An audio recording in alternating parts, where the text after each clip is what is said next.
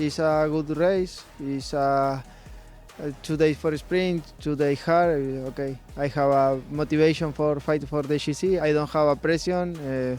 I stay here for it's my first time, and I try, of course, for win, but it's no problem. Yeah, I think it could be a bit more of a fight, and yeah, also depends on the weather. If it's really cold and rainy, that will yeah, has a big impact on the race as well. Yeah, I like that idea. I think it's a good idea. But no, I'm looking forward to it. It's my first time in Norway also, and I think we have a nice team here, and yeah, we're hoping we can put something together. Another win. No, we'll see. Yeah. But yeah, I won here last time. It was up that climb to Storheia, so it will be nice to do something similar again. For me, is to try and get a win in the first 2 sprint stages and add to the win record this year.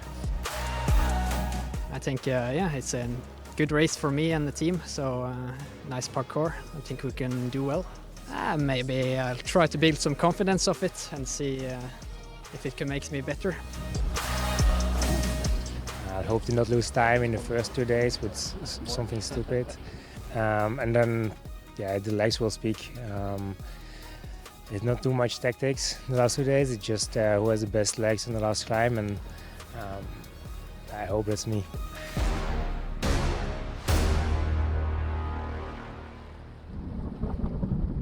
The 13th Arctic Race of Norway is underway. The opening stage, Evenes to Mira, 181.9 kilometres, with categorised climbs out there, 3 of them to tempt the breakaway. Backchasse it was for Lucky Sport Cycling that took the first of them, denying Vang, and that would be a battle that would rage throughout the day. Maximum gap to the peloton was 3.5 minutes, but they were busy, winding them in, slowly but surely. This had to be a day for the fastest men. Well, they exchanged beautifully out front. The next climb came, and this was to have an extra little bite to it. The scenery as stunning as ever in Norway. The drive to moderate the breakaway being set by the principal sprinters' teams.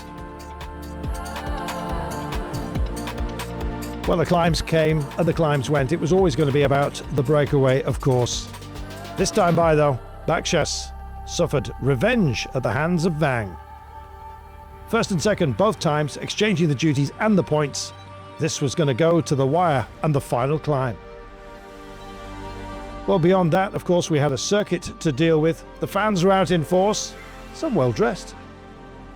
The peloton itself, the big teams were mustering, but so was Lucky Sport Cycling. Kalberg and DeLuca sent up to try and help out Backchasse in the battle for the Mountains jersey. And it proved to be useful assistance. It heaped pressure on Vang. Vang went for it for Dral Repsol, and at the line it appeared he may have got there.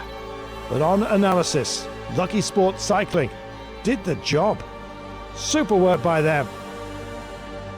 And so then, our mind cast down the road towards, of course, our finale.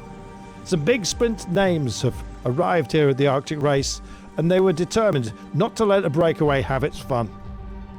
Well, a couple pulled the pin out of that break. Backchasse had done a job for the Mountains jersey. He went backwards, so did Fast of All. And the teams were getting themselves into colour order. This was going to be a big finale. Vernon versus Blikra, if you asked the favourites. Well, there's an intermediate sprint to be dealt with as well.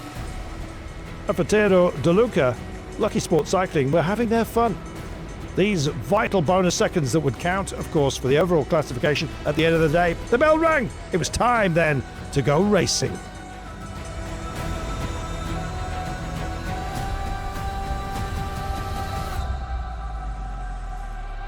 Faster of all is there for Lillehammer CK as well. He's in the frame. Others going freestyle. And indeed, we've got some switches about. Some getting booked and pushed out of position. Ethan Vernon is not in a happy place at all at the moment. He may well have to go freestyle. He's on his own, Ethan Vernon. Trying to make some inroads here is under halter. But Ethan Vernon now absolutely locked onto the back wheel of Blikra. If Blikra starts to go for it and Van Uden wants to have a dig here, Van Uden is going to try and take the day, and Blichra suddenly gets it. That's Vernon on his wheel here. Blichra goes for it. Blichra digging in. Vernon's waiting to pounce, can't get there at the moment. He's going to have to go to the centre of the road, and all of a sudden the steal is made. Oh, on the throw! Brilliant work! Giovanni Lenardi delivers for Polti Visit Malta.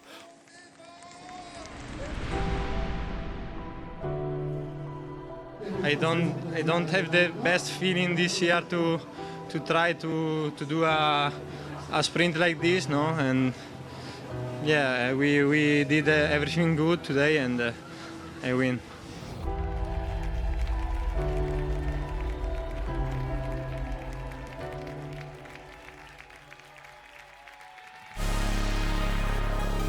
What a day. Lenardi takes it ahead of Tesson, Pickerel, Blichra and Vernon. Well, the crown jewels of the sprinters were outdone and unpicked by this man. Lenardi, second on the final stage of the Giro, now a winner.